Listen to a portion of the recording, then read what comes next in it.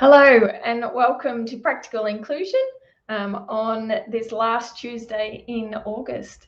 I'd like to start by acknowledging the traditional custodians of the land on which I sit on today, which is the Wadawurrung people, and pay my respect to their elders past and present, and any Aboriginal or Torres Strait Islanders who happen to be joining us today, either live or if you're watching the replay.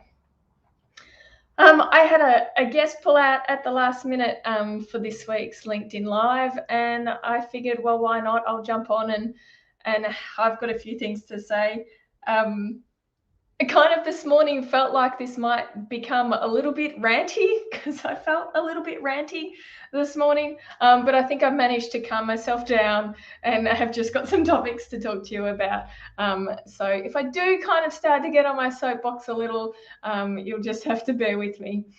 If you are watching live, I'd love to have any questions, comments about any topic that you want, plug in there, because that saves me worrying about all the topics that I want to talk about. I'd much prefer to talk about the things that you're interested in. So please feel free to send any questions or comments through. We did have Wear It Purple Day last week, and it would be remiss of me not to mention that. I don't think I posted on Wear It Purple Day specifically. I kind of avoid posting specifically on days of significance, mainly because I really want the diversity and inclusion conversations that we're having to go beyond these days of significance. That does not mean that days like Wear It Purple Day are not important, and of course they definitely are. I participated in a panel at Grant Thornton, which was a fireside chat essentially over Zoom with two other people on the panel who were actually employees at Grant Thornton who were LGBTIQ, and with their CEO.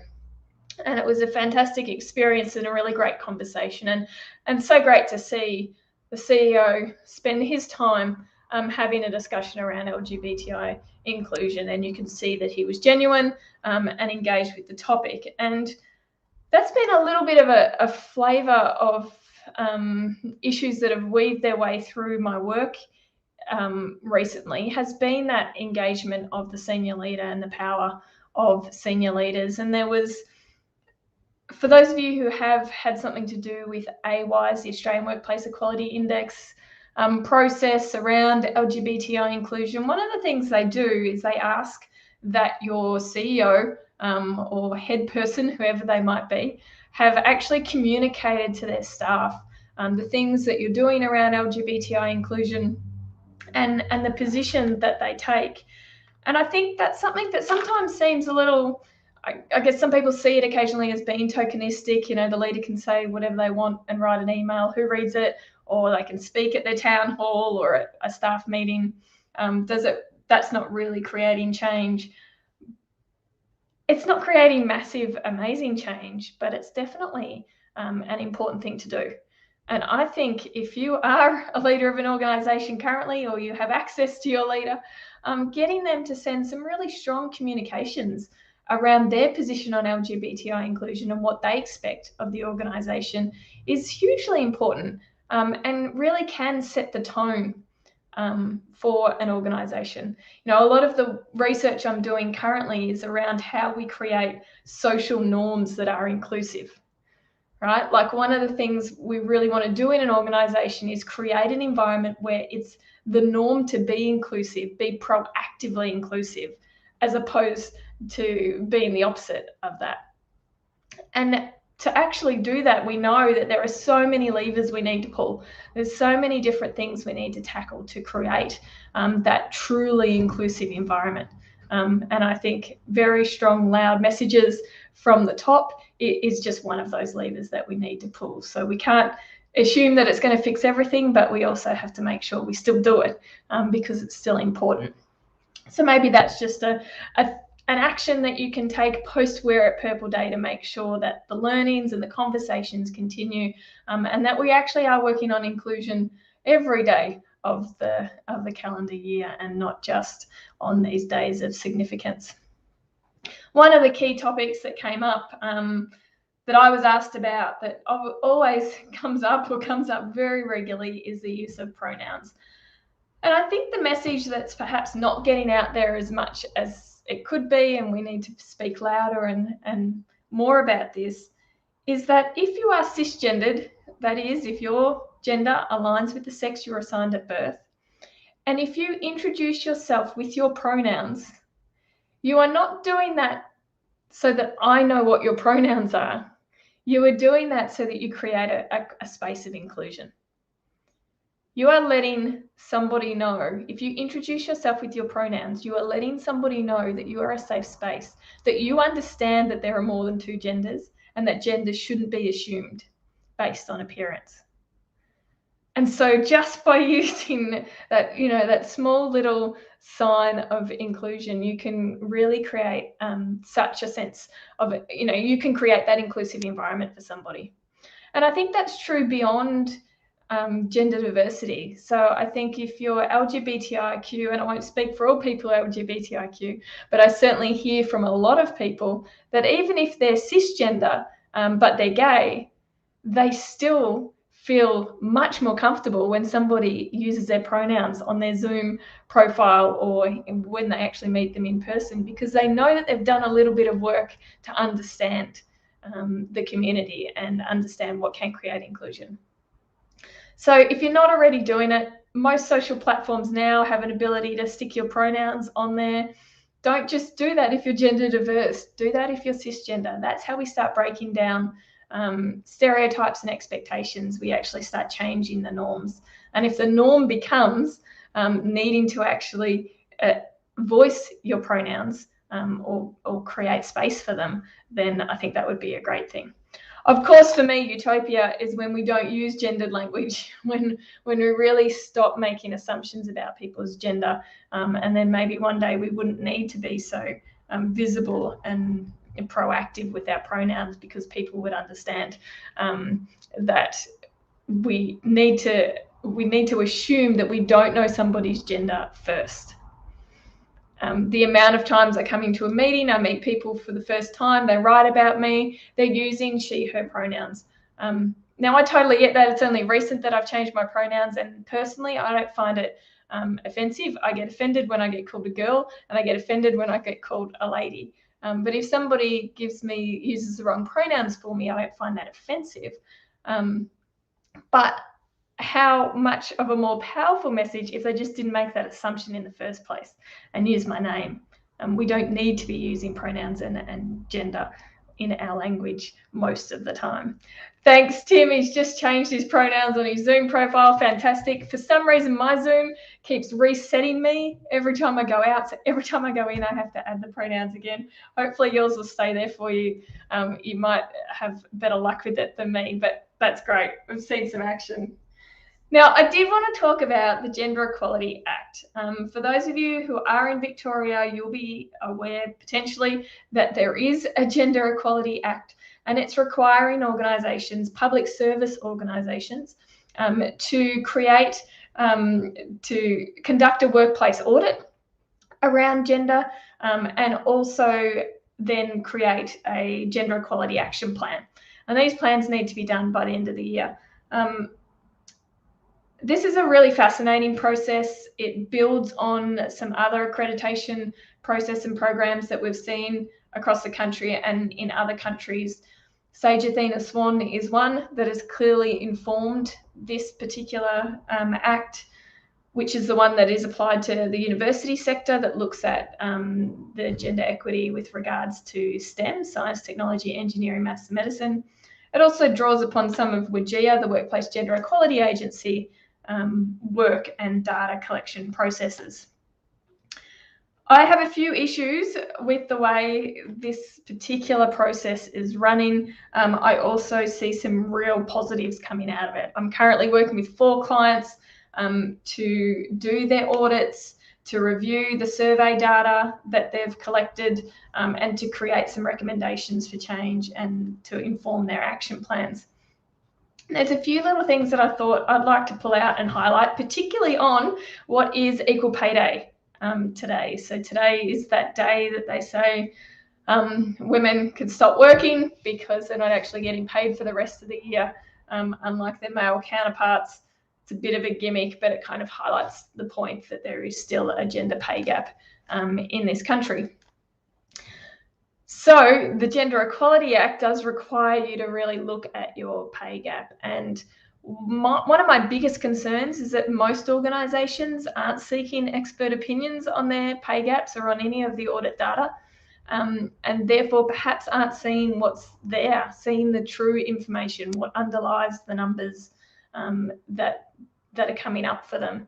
And sometimes actually what I see most commonly happen when we have pay gap discussions is the pay gaps quickly get excused.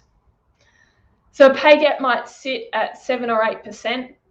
We don't want it to be any higher than 4%. So if a pay gap's over 4%, it definitely needs investigation. So say a pay gap sits at 8, 9%, and there might be some investigation that happens, and what they realise actually is it's just the fact that their women are working in professions. Let's say they're women in leadership roles, are in leadership roles in professions that don't pay as much as what their men would be. So for example, you're director of the childcare centre in a local government, and the facilities manager. So they look at these two roles, they're on the same level, they're creating a pay gap because the facilities manager is getting paid this much and the childcare manager is getting paid this much. And then somebody will go, well, that's just the market rate. And the conversation stops there. And it's like they've investigated the pay gap, they've found out that actually, yeah, the pay gap's reasonable, that's the way it should be. I got really ridiculously frustrated last week when I had looked through 3 of these audits for local councils and saw, of course, for all 3, the facilities manager or the gardeners get paid more than the childcare workers. And the facilities manager gets paid more than the director of the childcare centre. Now, in some cases, that may be totally legitimate, and they might have done a review on their remuneration and seen that that's where the pay sits for those roles. But I have real trouble digesting the fact that a gardener gets paid more than a childcare worker. For those of you who don't have kids or haven't experienced kids at a toddler preschool type age, I honestly believe the childcare workers should get paid more than most professions that we currently have in this country. What can organisations do? What should they be doing? I think they should be reviewing the position descriptions in depth, really analysing the complexity of the task, the risk that those leaders or workers are holding in their daily roles.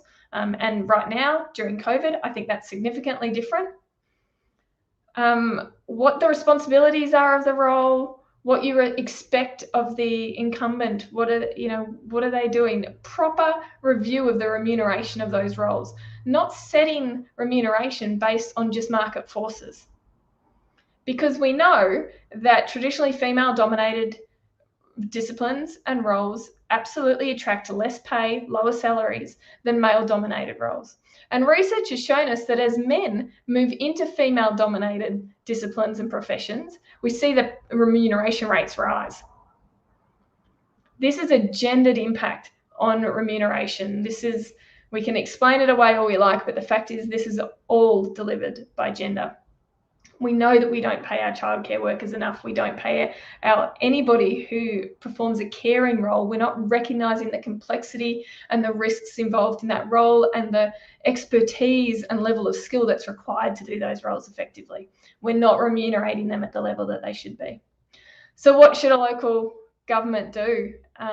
This is long-term change, absolutely, but I think that first step is definitely reviewing the remuneration and making sure that they are set right, and forgetting for a second about those market forces, because you have to be paying people fairly. And I think that's what's the great positive thing about the Gender Equality Act, is it is requiring organisations to actually look at this properly.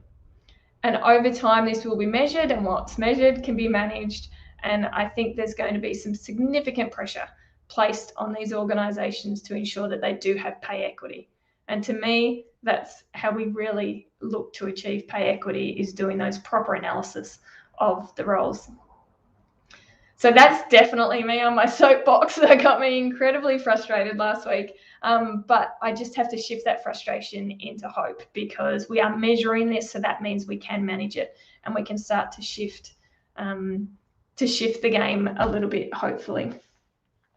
The other thing about the Gender Equality Act I want to pick out, because it is absolutely of interest to people who are doing diversity and inclusion strategies across the board, whatever organisation, sector, country that you're in, is when we're actually collecting experience data from our employees, what we need to be careful of when we think about the questions that we're going to ask and the way we analyse their answers.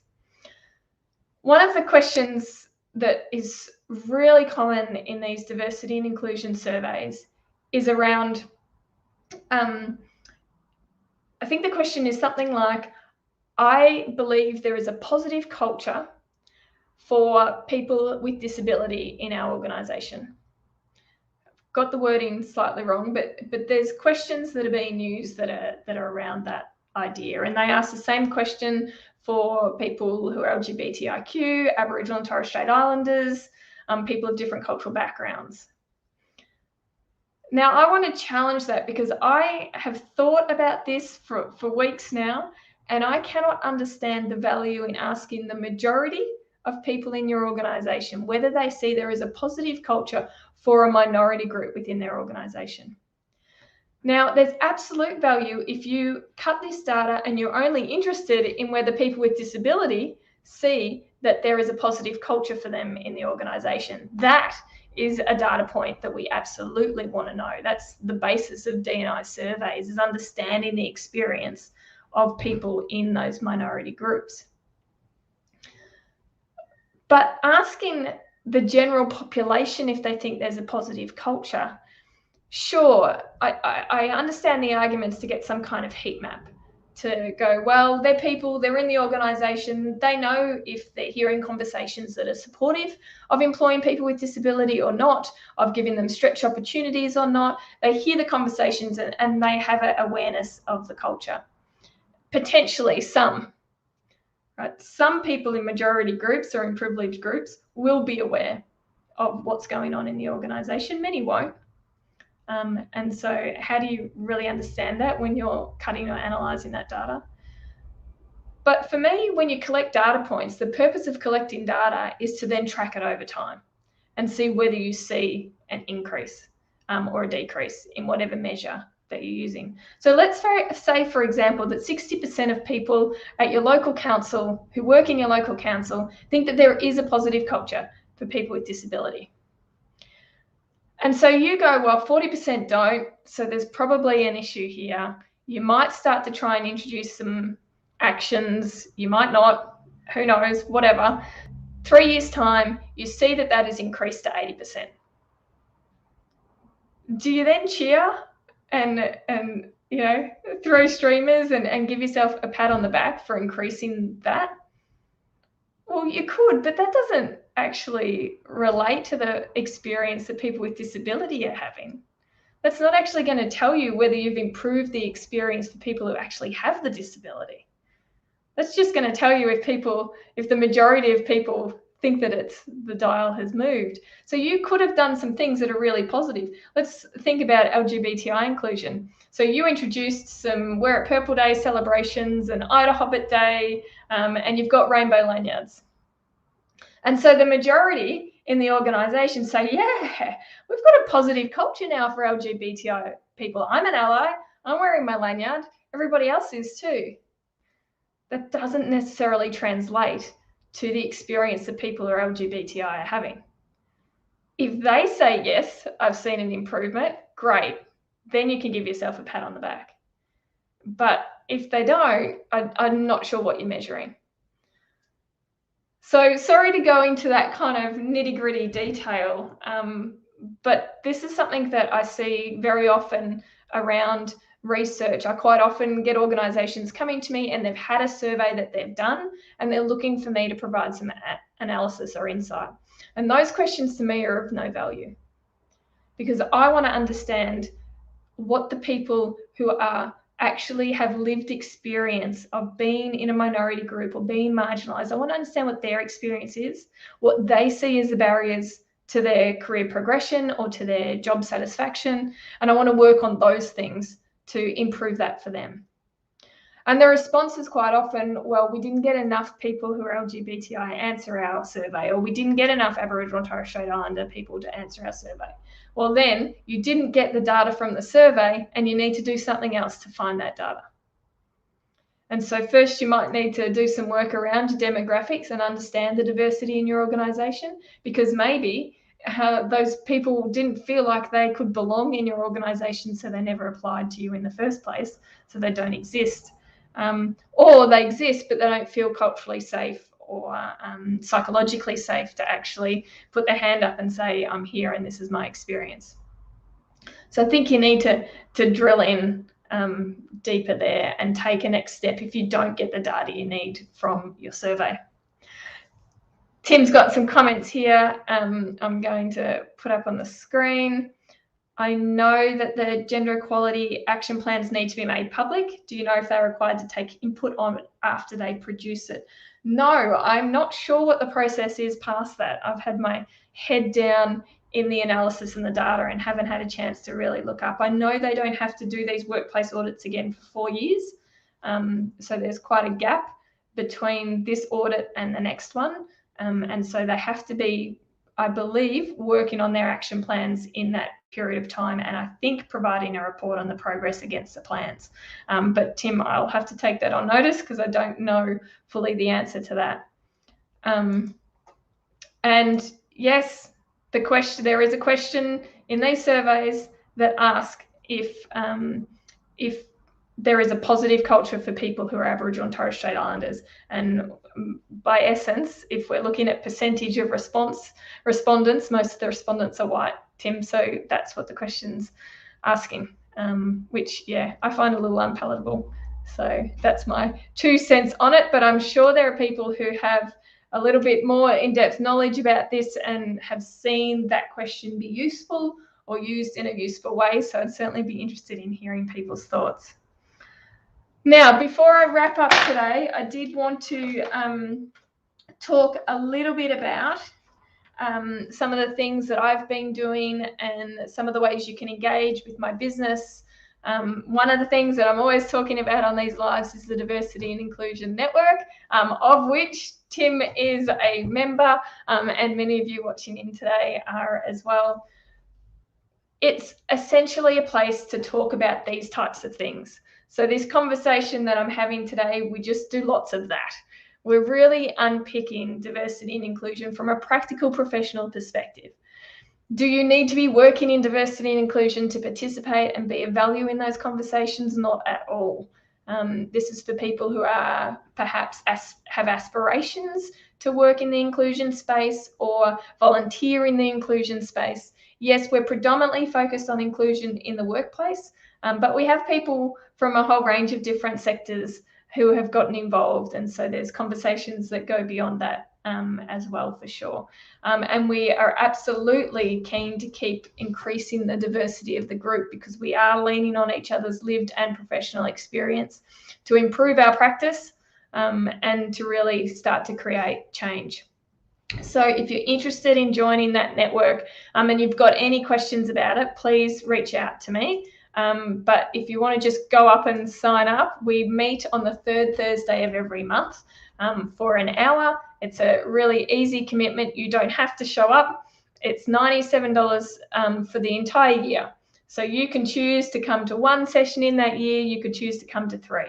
And you get the opportunity to bring your challenges and questions with you. And we unpick them as a group and sometimes in breakout groups. So we'd love to have you join us. There's the website on the screen, diversity-inclusion to sign up. And I look forward to seeing what new faces we have. And of course, in that session, I also have live captioning available. So if you need that.